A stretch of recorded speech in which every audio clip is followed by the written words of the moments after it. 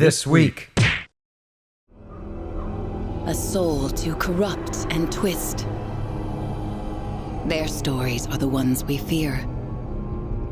Moss Book 1 came out back in February of 2018, and ever since people have been asking about Book 2.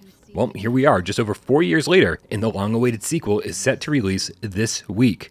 At the start of Book 2, we find Quill right where we left her after her fight with Sarfog, ready to set out on a brand new adventure. With her, you'll venture deep into the hexed castle of the Arcane, where dangerous terrain, challenging puzzles, and enemies twisted in fire and steel await.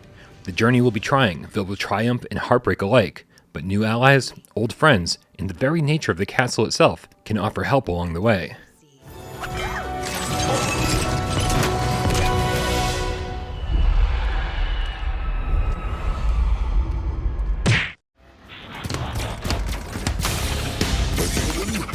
The Autobots must be really desperate. As if we weren't going to be busy enough on the 31st with Moss Book 2, developer Meta4 Interactive is also bringing us Transformers VR Beyond Reality, a first-person rail shooter where you'll fight as a human alongside your favorite Autobots. Take on hordes of Insecticons, battle epic Decepticons, and even travel to Cybertron as you fight to save both planets from annihilation. But they won't save you.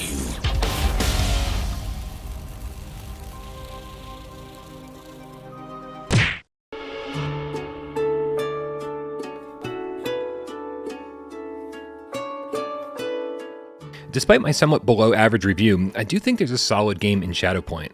But when it launched last week on PSVR, we somehow got a less than stellar port of the Quest 2 version, with full locomotion stripped out, and the addition of a few more loading screens at pretty inopportune times. Well, this week we got patch version 1.01, which gets rid of roughly half of those loading screens. It's still teleport only though, so don't expect an updated review quite yet. Guys, I think we've got incoming. Be on your guard. After the Fall is another game that failed to deliver at launch, but slowly with each new patch it's creeping its way back up to a more acceptable status. The recent addition of Horde modes are a fun new way to unlock upgrades, but this week's new Hollywood Boulevard Harvest Run is what most people were looking forward to. And yeah, it's obviously more of the same, but new environments with big memorable areas, plus a new enemy type, help keep things feeling fresh.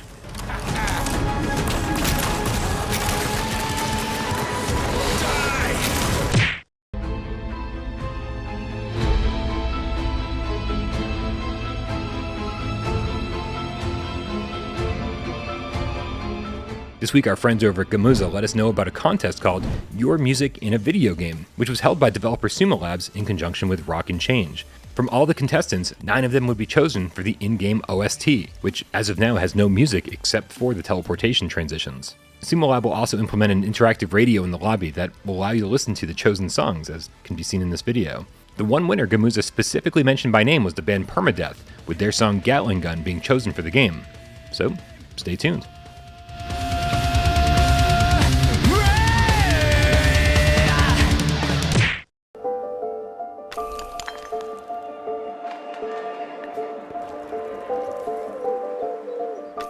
One of my biggest surprises this year was how much I loved Puzzling Places.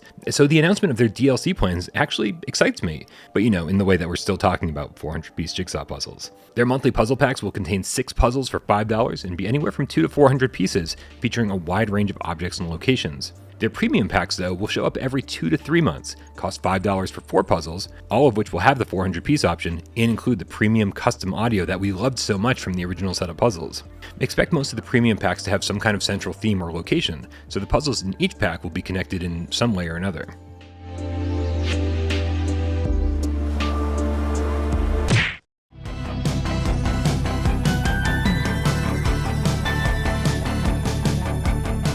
There seem to be quite a few rumors circulating about Sony right now, and while most people's attention might be on Project Spartacus, the one we care more about is the rumor that Sony isn't done acquiring new talent in the form of VR studios. Will more be announced this week? Well, let's hope, because any VR acquisition at this point would mean more exclusives for PSVR 2.